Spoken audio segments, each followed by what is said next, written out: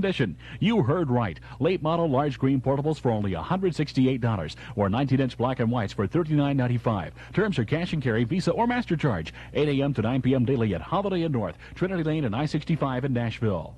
It's taken 444 days, but the American hostages are now on the way home, and a happy Memphis family celebrates. The story tonight at 6 on Newswatch. You're watching WNGE.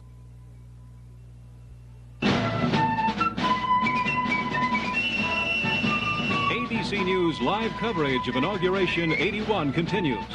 This portion brought to you by the General Foods family of fine products, pleasing you and your family for over 50 years. Products like Maxwell House, Post Cereals, and Kool-Aid Mix. There are about 500,000 people in this country who received this nice, beautiful white card with the gold emblem that said, "The Presidential Inaugural Committee requests the honor of your presence to attend and participate in the inauguration of Ronald Wilson Reagan as President of the United States of America and George Herbert Walker Bush as Vice President of the United States of America."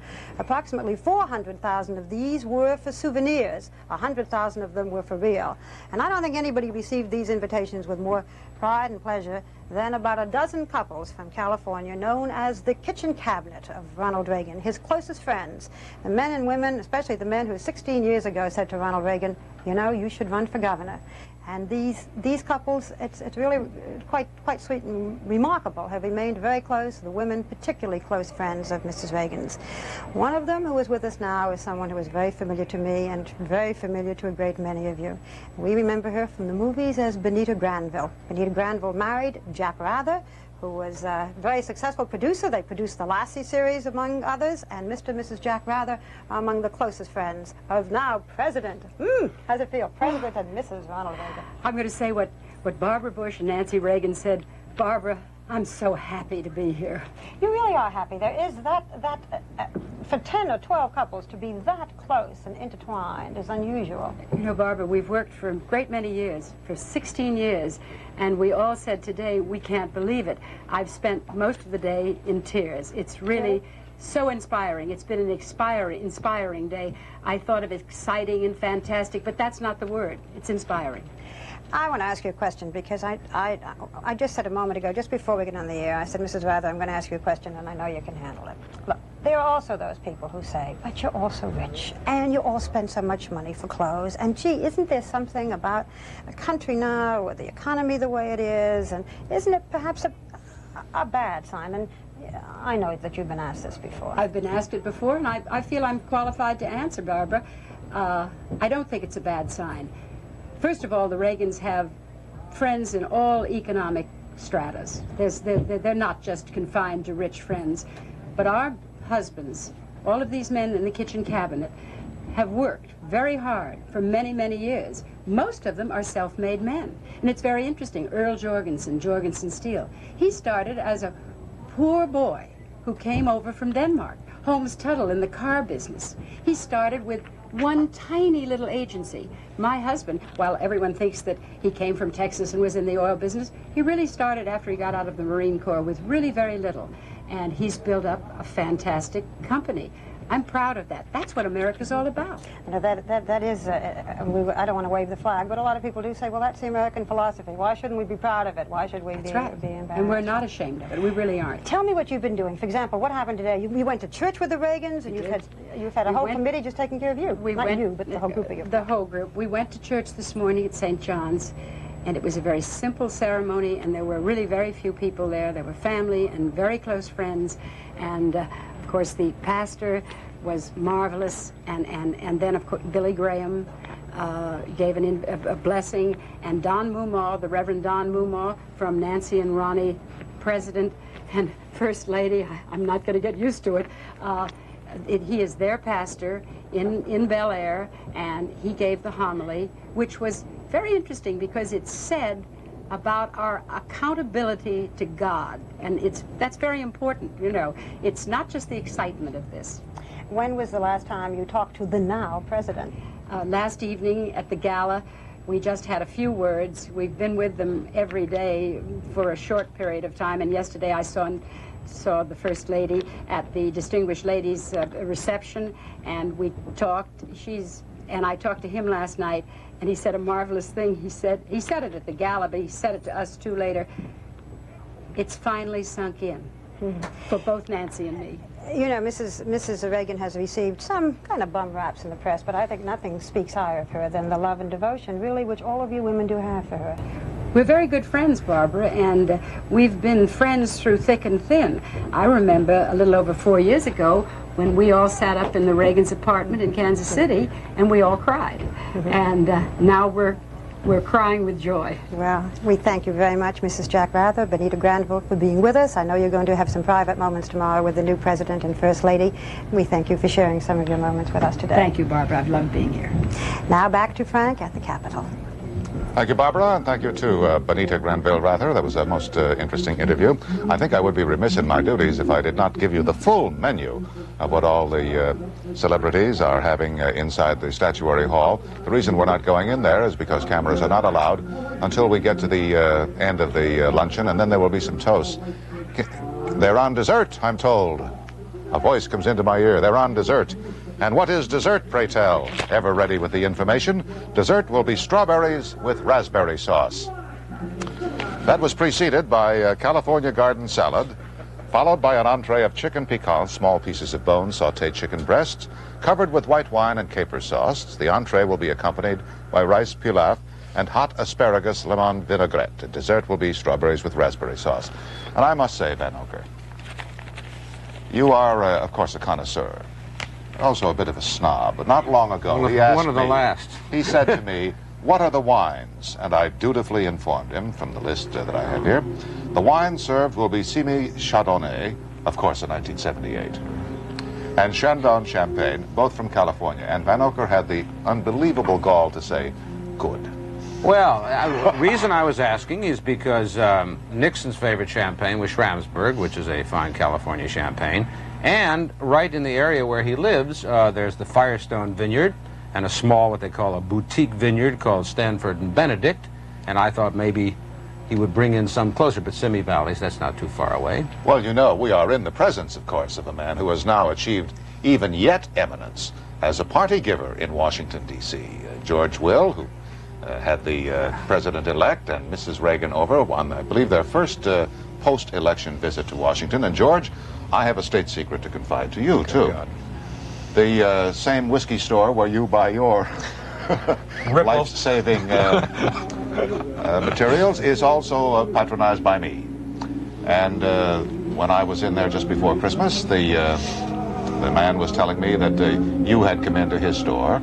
We live not far from one another in Chevy Chase, and you had bought the wines for the dinner that you gave for Governor Reagan and Mrs. Reagan. And I said they were California, of course.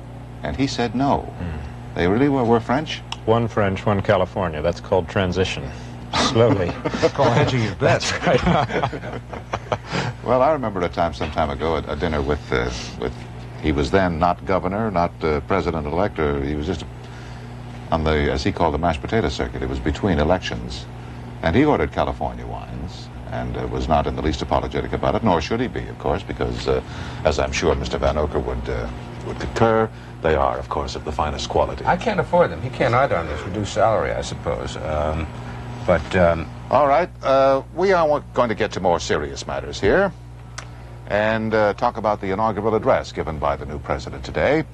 But I think in order to do that, in order to help put it into perspective, it might be useful to recall some other inaugural addresses that were given in past times. As Sandy pointed out, many inaugural addresses are eminently forgettable, but there are some that do last in the memory of the nation, and we'd like to show you a few and then perhaps have a segment of the remarks made today by President Reagan. So let's begin with a look back at past inaugurals. And I am certain that on this day my fellow Americans expect that on my induction into the presidency I will address them with a candor and a decision which the present situation of our people impels. This great nation will endure as it has endured, will revive and will prosper. So first of all, let me assert my firm belief that the only thing we have to fear is for itself. The differences between communism and democracy do not concern the United States alone. People everywhere are coming to realize that what is involved is the material well-being, human dignity, and the right to believe in and worship God. The faith we hold belongs not to us alone, but to the free of all the world. This common bond binds the grower of rice in Burma and the planter of wheat in Iowa, the shepherd in southern Italy and the mountaineer in the Andes. It confers a common dignity upon the French soldier who dies in Indochina, the British soldier killed in Malaya, the American life given in Korea. And so, my fellow Americans, ask not what your country can do for you, ask what you can do for your country. 20 years ago today, as you listen to Mr. Eisenhower and Mr. Truman, it's a powerful reminder that Jimmy Carter is not the first American president to talk about human rights around the globe. And of course, they all sounded the theme, not so much of sacrifice, but of confidence. Confidence that the American people, when called upon to do the job, can get it done. And that, too, was a theme, a prominent theme, in President Reagan's inaugural address today. We've selected one passage that we think illustrates that quite vividly. So let's see if we can have that now. It is time for us to realize that we're too great a nation to limit ourselves to small dreams. We're not, as some would have us believe, doomed to an inevitable decline. I do not believe in a fate that will fall on us no matter what we do. I do believe in a fate that will fall on us if we do nothing. So with all the creative energy at our command, let us begin an era of national renewal.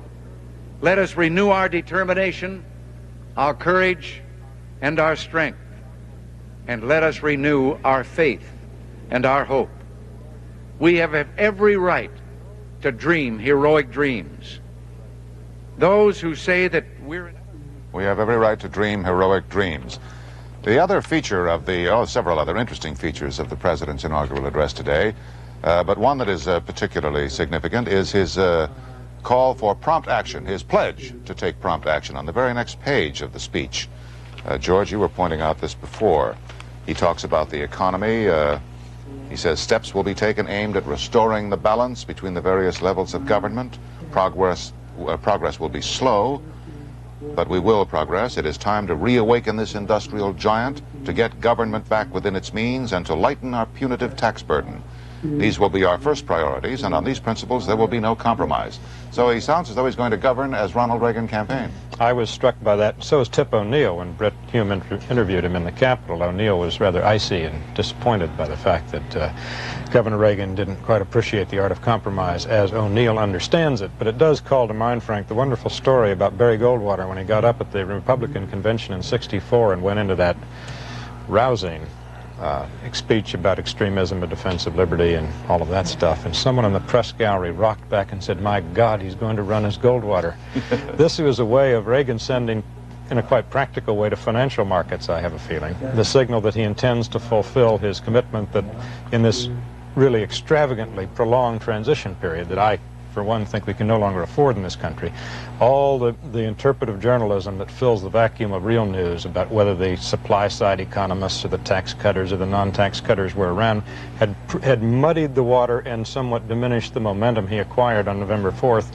This was one practical act of government to say that, which is to again send signals to markets that are manifestly psychologically nervous. Yes. And what was another interesting feature about this speech is that ever since Mr. Truman's speech in 1949, every presidential address from that time on has, in the main, emphasized foreign policy. Now, this had an important foreign policy ending, but the theme of it was mostly a revitalization of ourselves, both in the abstract, our hopes and aspirations, and in the concrete, the government, the economy, and so forth. The point about Reagan is he does not distinguish between the abstract and the concrete. He absolutely believes that ideas matter and talk matters. He's a great communicator, and he thinks we've talked ourselves into a depression of the spirit. Gentlemen, I wonder if I might interrupt. I'd like to go back inside Statuary Hall. Now, I understand they have turned the lights back on, and if I'm correct, they have toasted the hostages here. The President is speaking.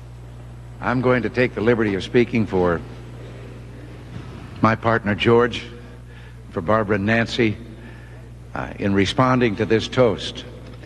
Twice this morning in the ceremony was mentioned the fact of the unusualness in this world of what has taken place here today. The orderly transfer, the continuity of government that has gone on, and that I think is the envy of the world. Now, there's even more of unity represented here today. The crystalware, Speaker Tip O'Neill graciously provided from the House side. The plates have come from the Senate. The wine is from California, but I didn't have a thing to do with that. It just turned out that way. But I would like to drink to the idea that this great system that sometimes puts us in adversary relationships, and perhaps sometimes unnecessarily so, but was based on checks and balances to ensure that we do what is right for the people, that kind of cooperation will continue. I'm delighted to be a guest here in the House of the Congress, and I look forward to coming back. I look forward to you being guests with us. I look forward to working with you in behalf of the people, and that this partnership will continue. And now, to conclude the test, with thanks to Almighty God, I have been given a tagline, the get-off line that everyone wants for the end of a toast or a speech or anything else. Some 30 minutes ago, the planes bearing our prisoners left Iranian airspace and are now free of Iran.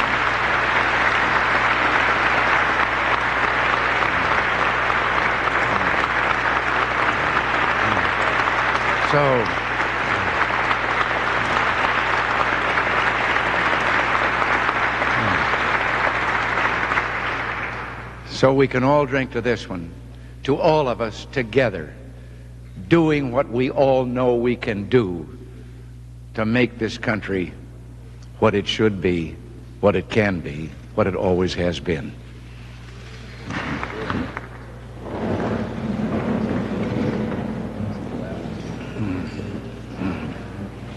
Thank you all.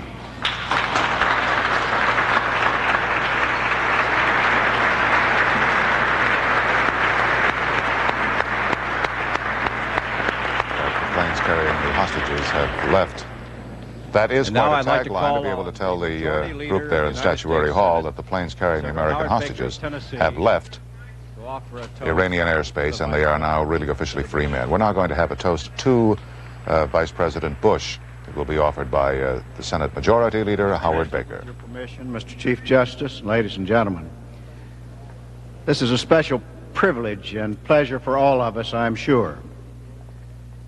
But there's a special poignancy to it and an importance that attaches for those of us who are members of the Senate of the United States. Because in addition to the inauguration of the Chief Executive, the President of the United States, this ceremony today marks the induction, the solemnizing of the oath of office for the President of the Senate, who also is the Vice President, the lesser of the two offices. It is my privilege, then, to stand here and to tell you that we have great faith in our new presiding officer, as the country has great faith in our new Vice President. I have great faith in my friend, whom I've known for so long, and for whom I have such great respect. So, Mr. President, with your permission, I propose a toast to the President of the Senate and the Vice President of the United States, George Bush.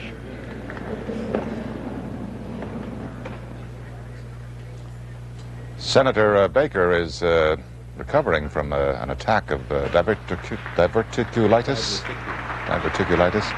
Yes, which he suffered just a week or so ago Senator on Sunday. Baker. Went to the hospital. Here's the Vice President. Let me respond very briefly with respects, of course, to our new president. I served on this side of this building. My dad served on that side of this building. And we learned our lessons well. We have great respect for the institution of the Congress. And I would like to propose a toast to the leadership, Mr. Speaker, of the House of Representatives, to the leadership of the Senate, Senator Baker, Mr. Byrd, and wish the Congress the best of luck, Godspeed in their important work ahead. To the Congress of the United States. And thank you all very much.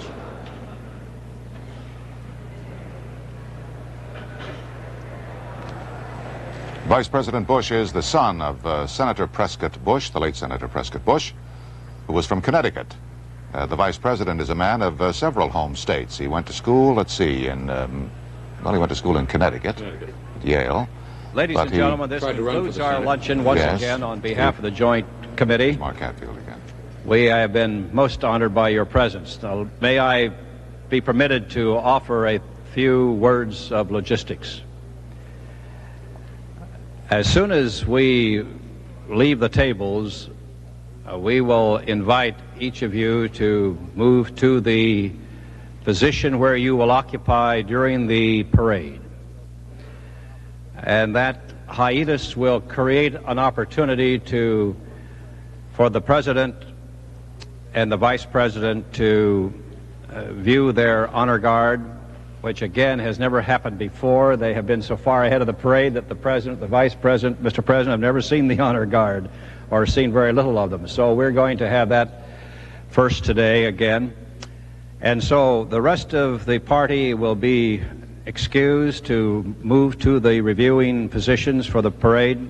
We will ask the Joint Leadership Committee to accompany the President and the Vice President to the Speaker's office, and then they to their cars and ready to move the parade out on time to keep Bob Gray and Charles Wick happy because they have promised that we're going to have a very concise parade. Thank you again, ladies and gentlemen, for being with us today and honoring our new President and our new Vice President and their fine ladies. Thank you.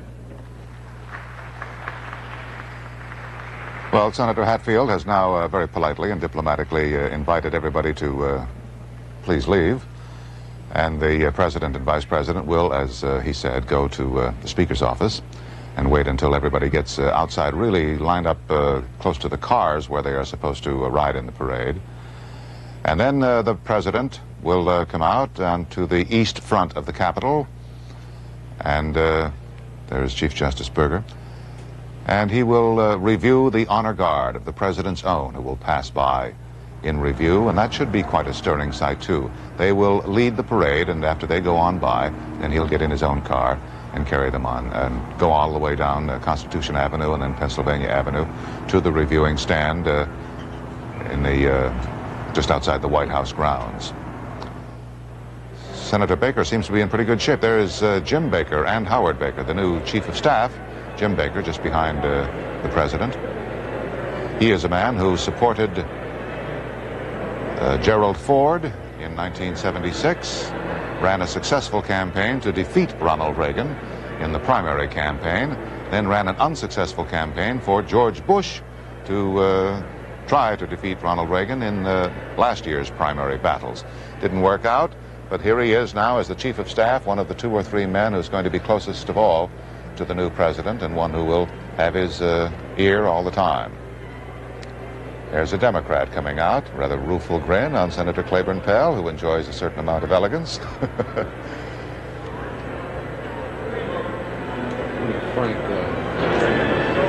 He's getting an autograph. There is General Omar Bradley, who is the honorary marshal of the of the parade, honorary grand marshal, I should say, of the parade today. He is the only living 5-star general of the Army.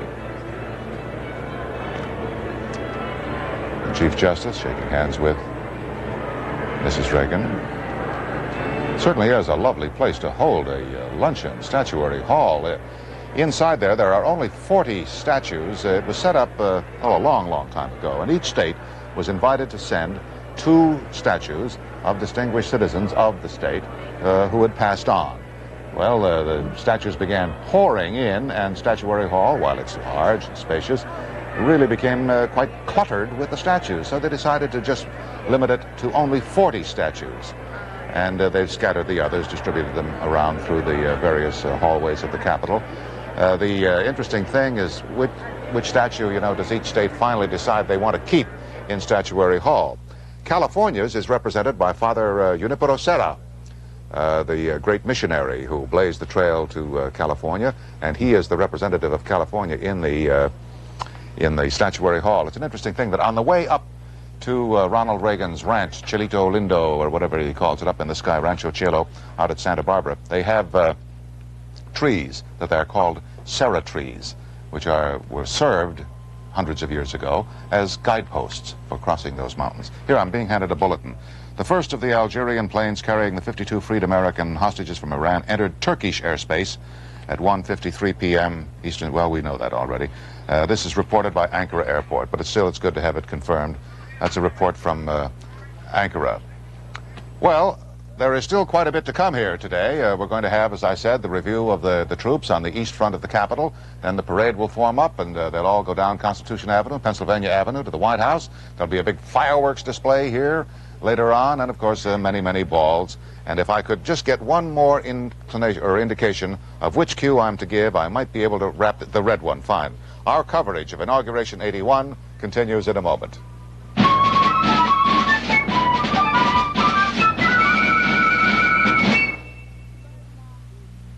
Give us your worst. Mud ma. Spaghetti sauce. Bicycle grease. Greasy dirt, the worst. Give us your worst. We'll give it our all. Good news, Mom. Concentrated All used regularly outcleans the leading brand on tough, greasy, oily dirt. Watch greasy food, suntan lotion, oily dirt on polyester. See, All's really cleaning those stains. The leader's hardly moving them. Look, All cleaned everything. Yeah. Give us your worst. We'll give it our all.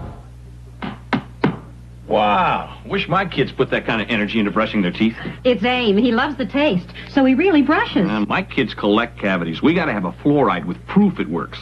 AIM is clinically proven to reduce cavities, and he likes AIM, so he really brushes. Brushing is every bit as important as fluoride. Bobby gets great checkups with AIM. Great checkups.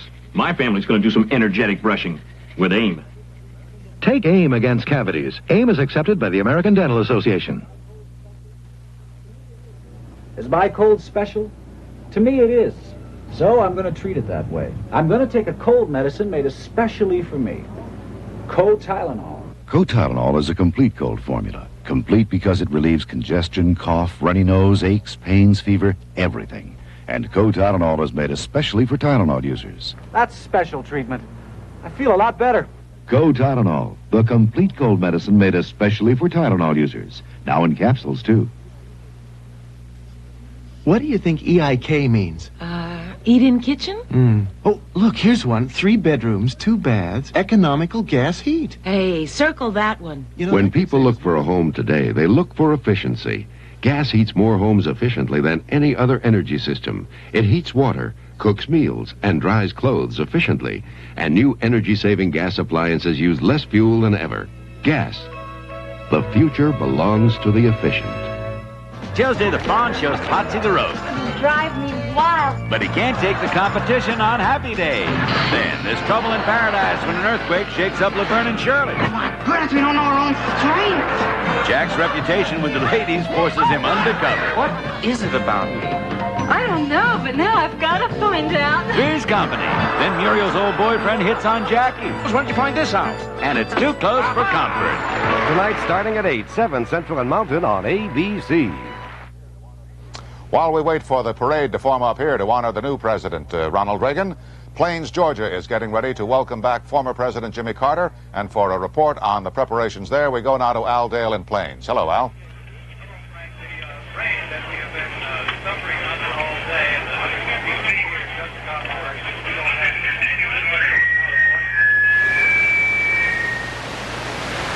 Our cars waiting to welcome Jimmy Carter back home. You can see behind me perhaps here the Welcome Jimmy sign. That is the platform from which he will address the townspeople and the others who have come from miles around here. And if everything is on schedule, perhaps an hour from now. The helicopter that will bring him from Robbins Air Force Base will land about a quarter of a mile in that direction over there. And the early plans, and I don't suppose they've been changed, were for him and Rosalind and the others with him to walk down that street, cross Highway 280, and then down the main street of Plains, where again hundreds of people are waiting to welcome them home. They have billed this as the world's largest covered dish supper, by the way, and we're predicting 2,500 people. Main Street is jammed. You can see all the umbrellas. Traffic jam on Highway 280. That's something that's not very common around here. There will be entertainment also back there on the stage, but of course what most people here really want to hear is a message from the president, and especially what the former president, and especially what he has to say about the hostage situation. That's the topic that everyone here has been talking about.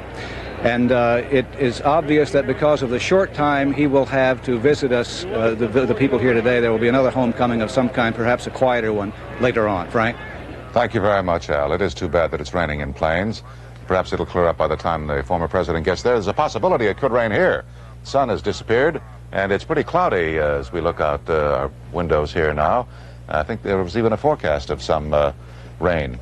The parade here is going to be a very grand affair. They say it's the biggest and the best in history, just like everything else. Certainly it's the most expensive inaugural in history. And lots of horses. Charles Gibson is in the marshalling area where the parade forces are lining up, and we'll go to him for a report on how things are going. Charlie? Well, Frank, as you mentioned, all of the press releases in this inaugural preparation, and there has been no shortage of those, have said that things will be the biggest and the best and the first and whatever. Not so for this parade. It is described as short and snappy, and that is it now President Reagan's he wanted it no more than an hour. Probably didn't want to stand out in the cold that long, although it's, as you've mentioned numerous times during the day, it has warmed up. And you will see horses. Horses and horses and horses. Governor Reagan likes horses. He likes to ride. And so they decided to put every horse unit they could find in this parade, and they've done that. There'll be about 29 of them, 8,000 people in all marching, and about 500 horses. And about every other unit in this parade is going to be horses. They've got every American brand of horses going, from Appaloosas to Lipizzans, if that takes care of the Z's. But anyways, there will be plenty of them. And it is all done with military precision. There is a military guidebook, which I ought to have in my hand now to show you. It is General Order Number 1, and it says that this parade, pursuant to Governor Reagan's election on November 4th, will go off on January 20th, and it will be sharp and snappy. And we are standing at what is called the IP, the initial point. Further up the road, there's the SP, the starting point, and the DP, the dispersal point. And everyone is told to march with great military precision with just 28-inch steps. Now, not 30, that's the normal military cadence, but 28 inches for this parade. And you'll march at 110 steps per minute, not 120. I don't know who's counting all of this, but anyways, those are the directions that are put out for those who will march in this parade. And it will be, they claim, it will be just 1 hour long. Now, they've got 67 units to take by the president, and I haven't timed all this out as to how long it takes actually to go by the reviewing stand. But anyways, they figure they can get all 67 units by in just 1 hour, and they say it will happen on schedule. We all have our doubts, but we'll see. Frank? Thank you, Charlie. I understand. I read a piece in the Public Prince the other day that said that despite the fact that they have made all these elaborate arrangements and taken care of every detail in a painstaking manner, that despite the presence of so many horses, they have neglected to provide for horse sweepers to follow along after the various equestrian units. That could present a certain problem for the bands marching along, and the mind boggles at the thought of a couple of sliding trombonists going down on their jaws. Move through. Frank, look at it this way. The streets of Washington will not be any more filled with that usual commodity than is the case when they're not there. Well, we're going to have a troop review here on the east front of the Capitol. The president will come out and watch the troops go by, and that will be the official beginning of the parade. And you can see them lining up there right now. We'll be back with more Inauguration 81 after this message and a word from our local stations.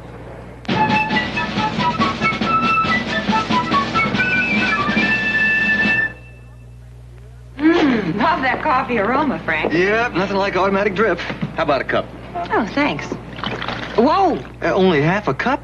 I thought you loved automatic drip coffee. Oh, I do. It's the caffeine I can do without. Yeah, me too. That's why we're drinking Brim decaffeinated coffee. This is Brim? Mm-hmm. New kind of Brim. Specially developed for automatic coffee makers. You mean I can make decaffeinated coffee this rich in my machine? You can with Brim. Fill your cup to the rim with Brim. New automatic drip. Remember your first real birthday party? I had all my favorite friends and my favorite drink, Kool-Aid. Mom used Kool-Aid unsweetened because it was so economical. And it still is, even with today's high sugar prices. The same amount of soda would cost 3 times as much and wouldn't have vitamin C or that special fruity taste. You loved it as a kid, you trusted as a mother. Kool-Aid brand unsweetened soft drink mix. Wednesday on 8 is Enough, Joni falls in love with her boss and Nancy becomes a celebrity.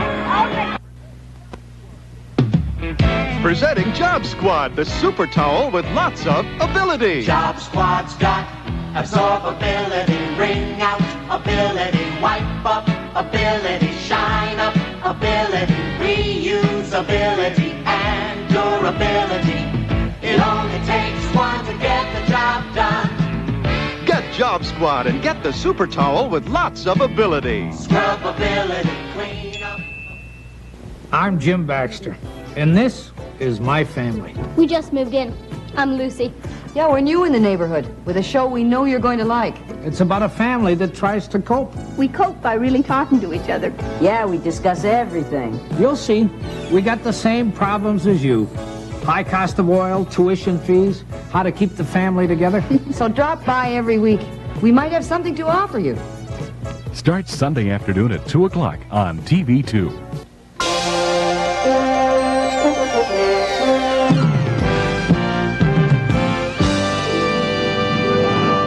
You're watching WNGE-TV Channel 2, Nashville.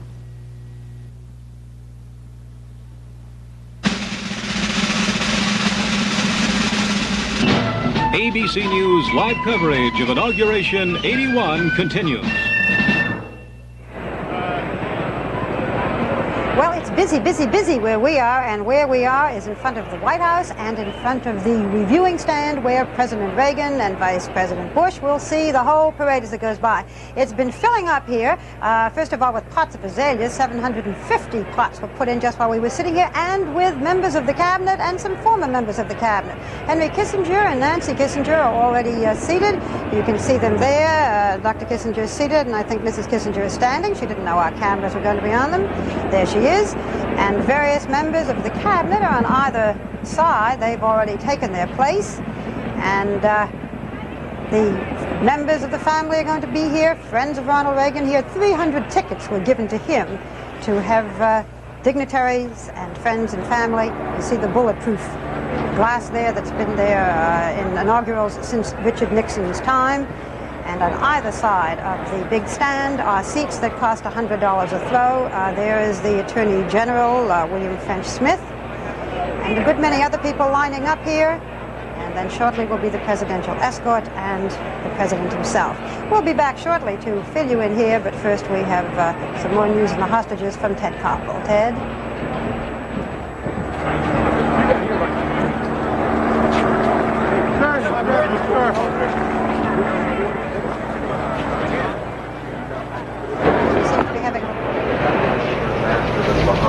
All right, thank you, Barbara Walters. Let me just bring you up to speed very quickly. At the end of an elaborate toast up on the Hill, President Reagan, following that luncheon banquet, said he had the tagline that everybody wanted to hear.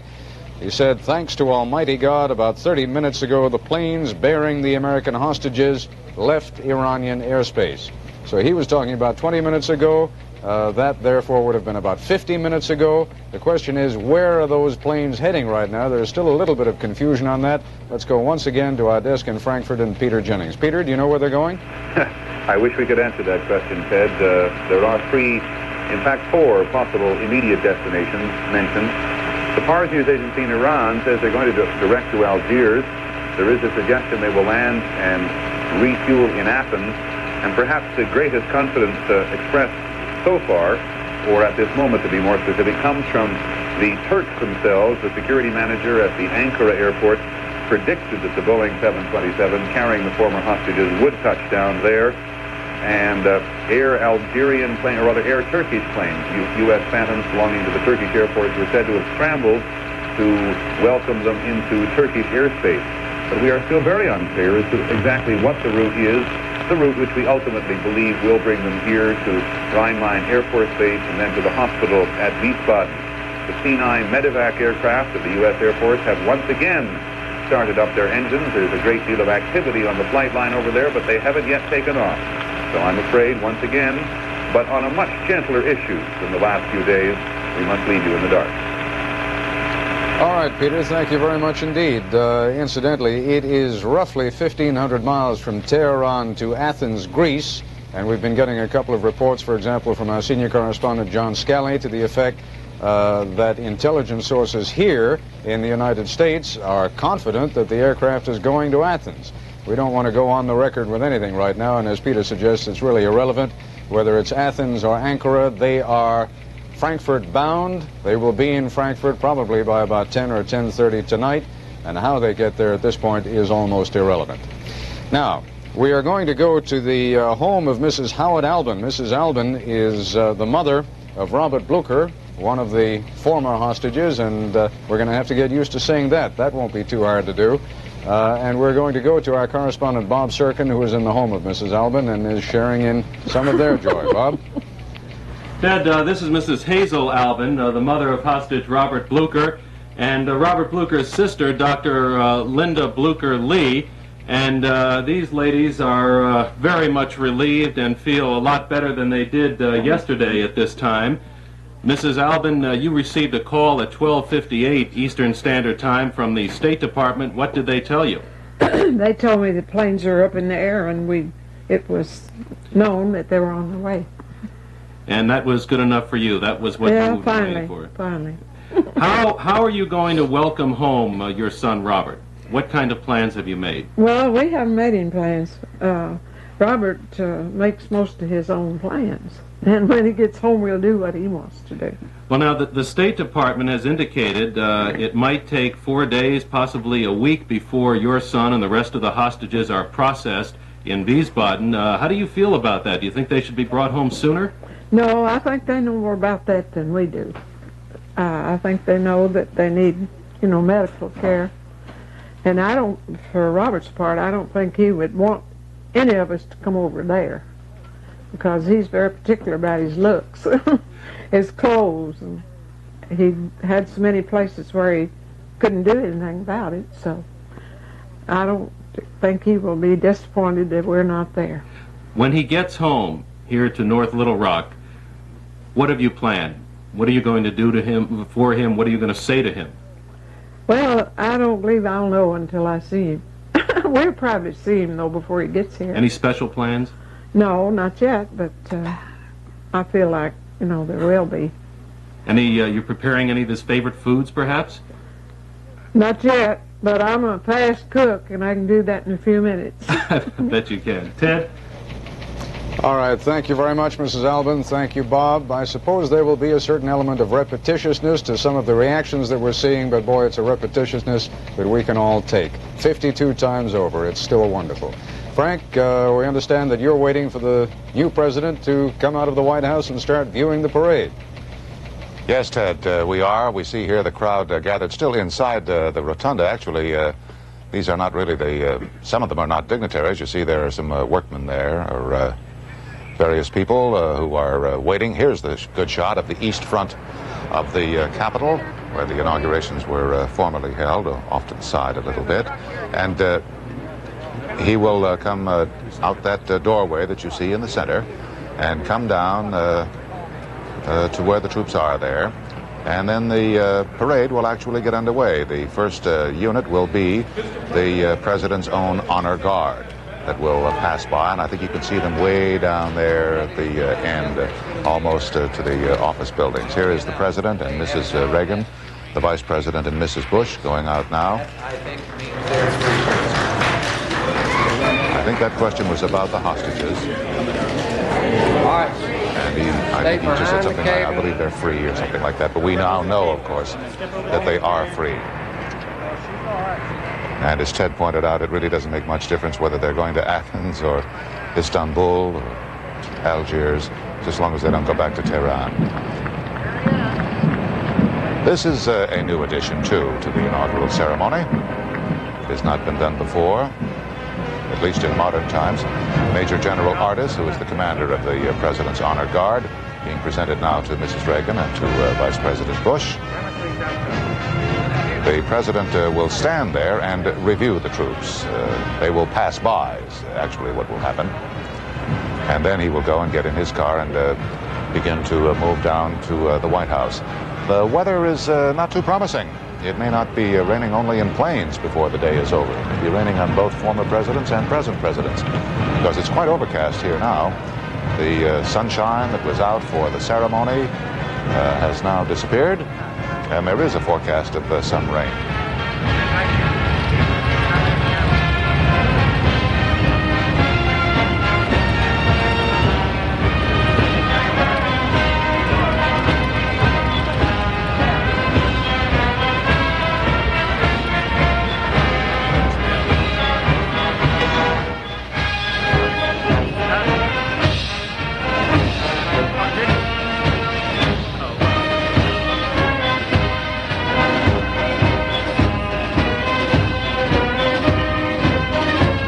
Looks like he's enjoying himself, doesn't he, gentlemen? And why not?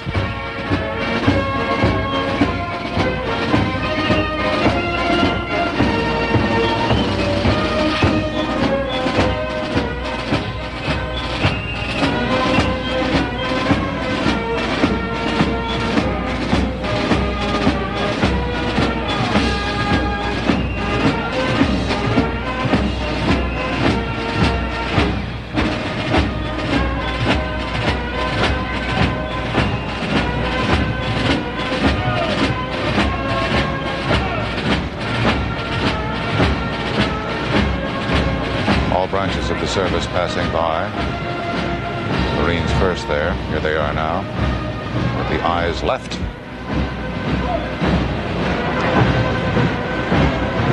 How many hours they have drilled in preparation for this moment.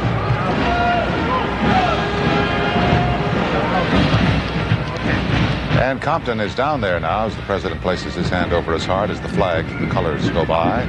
And Compton is on the East Plaza of the Capitol. We'll go to her now. And Frank, I am standing on the plaza just opposite President Reagan as he's watching the troops pass by, and it is cold. There is a sudden sharp iciness in the wind, and that may make his ride downtown uncomfortable if he indeed uses the hatch top on the limousine that is waiting just a few feet from him. There are coming along the honor guards representing the different services and the fife and drum, which give it the patriotic flavor this entire inaugural procession has tried to color. The Reagan family has preceded him down the avenue, the family loading up a series of limousines, and a sight here shortly earlier of all of his staff and friends and cabinet designates in a whole fleet of white Cadillacs and Oldsmobiles moving down in advance of the parade.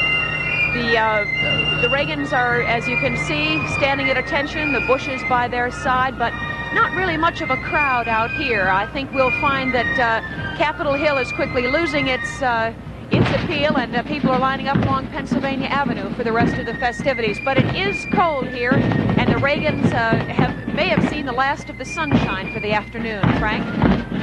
Thank you, Ann. They look like the British are coming. The Redcoats have arrived. Mrs. Reagan's outfit would blend right in quite nicely with the 3rd Infantry Fife and Drum Company from Fort Myer, Virginia, as they go on by.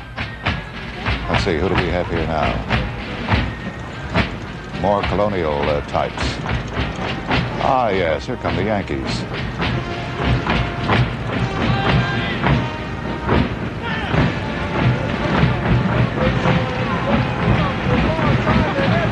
We are told that the U.S. Park Police estimate 100,000 people in and around the Capitol grounds waiting to see the President. Here's the old guard, the Commander-in-Chief's personal guard. Boy, they are impressive. And another 100,000 down along the parade route. Quite a few of those people have paid a substantial amount of money to sit there and perhaps be rained on this afternoon. Here you see some of the crowd stretching down on the avenue there from the Capitol. A lot of pomp, a lot of pageantry, and a lot of occasions to get the lump in the throat.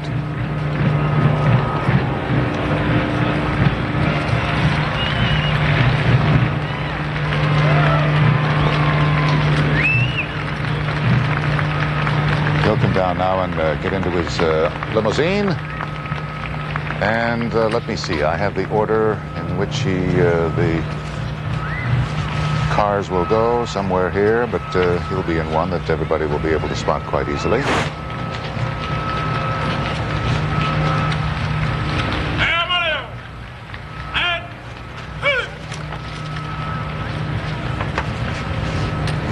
One final salute, a handshake. Hope it doesn't rain. It's going to be some time here, really, before it actually gets underway. So I think we have a moment to pause for a very brief time here. Our coverage of Inauguration 81 will continue in a moment.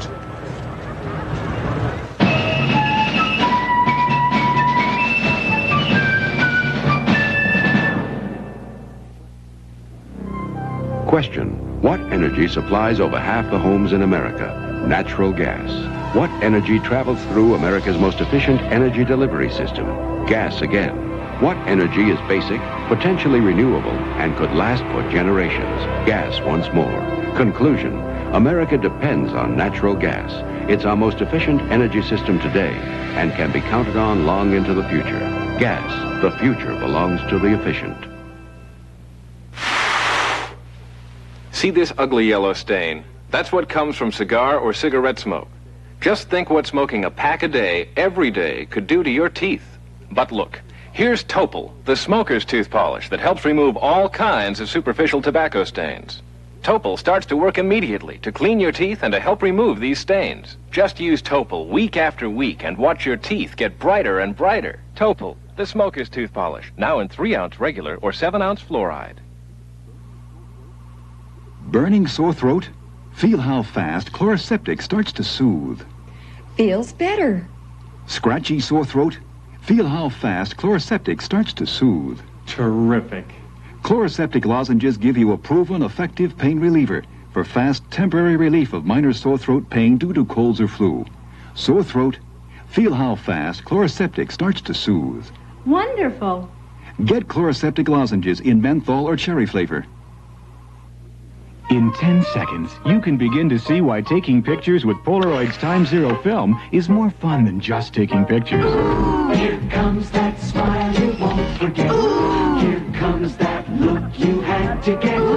Here comes that super color right now. Put new Time Zero Super Color in your Polaroid camera and get the world's fastest developing color pictures. Here comes another Polaroid smile. What are you waiting for? Wednesday, the taxi guys take a mountain vacation. Something ate all our food. We're gonna die. And end up in a mountain of trouble. And on Soap, what did Maggie do to straighten out Jody? I always know it. Oh, watch out. What? And does Danny by the farm? Then, a mystery in Vegas. No murder weapon? B, witnesses are killing. No victim? But when Dan checks it out, no bloodstains. There's not a trace of foul play. Tomorrow, starting at 9, 8 Central and Mountain on ABC. No doubt they have provided for a certain slippage in the schedule, and that has in fact occurred. By our estimate, they're running about an hour or so, perhaps not quite that much, behind the originally designated schedule, but that doesn't make very much difference. There are quite a few things that are going to happen still up here on Capitol Hill. There's supposed to be a big fireworks display later on this afternoon. Hopefully it won't rain too hard on them. May not rain at all, for that matter. But the weather is not as promising as it once was. We're still looking now at the preparations here on the east front of the Capitol. The president, I believe, is already in his automobile together with Mrs. Reagan. His car will be about the 4th or 5th one.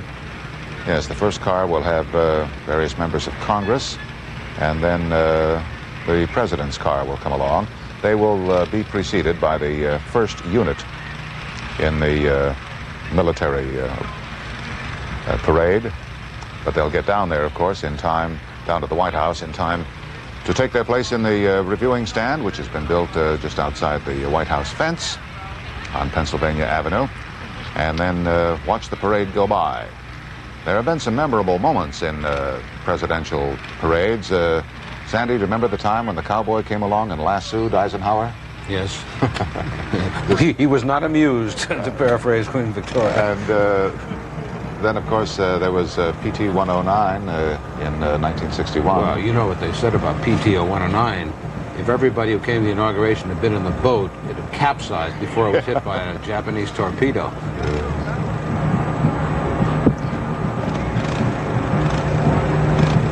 All right, there are a great many people, as we indicated before, perhaps 100,000 around the Capitol and another 100,000 along the parade route. And these people have been waiting a good long time out there since fairly early this morning for the opportunity to catch a glimpse of the president as he goes down to the White House. And our correspondent, Joe Benton, is along the parade route. We'll call him in now. Joe? Frank, the crowd here along this stretch of Pennsylvania Avenue has grown rather steadily throughout the day, as I'm sure it has through most of Washington. Some of the people here were up early at 8:30, 9 o'clock, standing along Pennsylvania Avenue, waiting to get a glimpse of then President-elect Reagan. There is a smattering of demonstrators at this park, mostly Equal Rights Amendment demonstrators. The ERA headquarters is very nearby. But for the most part, people are here in very good spirits and anxiously waiting the president now, President Reagan's arrival. Joe, I doubt that there was any campaign appearance he made almost anywhere throughout the long months of campaigning that somebody wasn't there holding up a sign in front of him saying, support ERA. It was a powerful reminder all the time of the fact that the Republican platform disavowed the Equal Rights Amendment, and while the candidate and now president insisted that he was a firm supporter of equal rights for women, he does not support the Equal Rights Amendment. So he's going to continue to see those signs today. Hi, kids. Frank, that's true. The Equal Rights Amendment demonstrators dogged his steps across the country, and that is a reminder today that here they are again. All right, he's in the presidential position now, isn't he? Standing up there in the car with the roof drawn back and starting to do what he has done for so long, wave to the folks. He ought to be good at it by now. But this, of course, is a very special and unique kind of parade.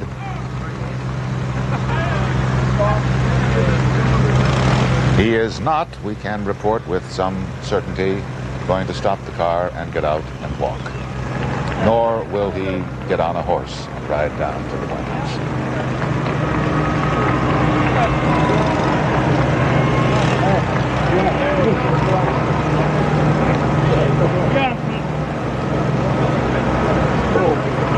They've got a lot to do yet today. Not going to be much opportunity for rest and relaxation. Actually, tomorrow when he begins work might be the time when he gets a respite from all this commotion and hullabaloo. He's got to go around to some 9 inaugural balls tonight to make at least token appearances. And ever since they arrived in Washington several days ago, it seems to me that every time you turn around, here he is coming out of Blair House and going into someplace else. Oh, I'm sorry. And always saying that he hasn't heard the latest on the hostages, but he hopes they're out soon. He can drop that now.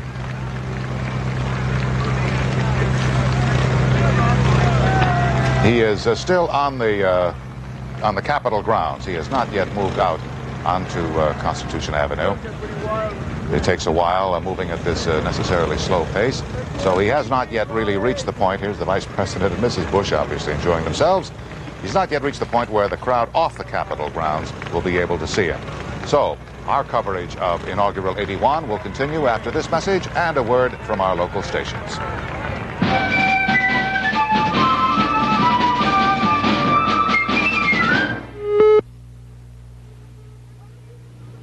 Why don't we have crunchy fried chicken like this at home, Mom? Sure, miss. You'll southern fried chicken up north, Mother. Don't you fry chicken, Sue? Not much. Want my secret? Yeah. Since Will's mom told me about oven fry coating, I can fry chicken in the oven without all that oil. Wow, just like Grandma. This is real southern fried chicken. They think it's southern fried. Your secret's oven fry. Now try new oven fry for pork. Dad, look. I'm teaching my grandson to respect nature. Don't touch. The way my granddad taught me. That's why we eat a cereal made with respect for nature. Grape nuts.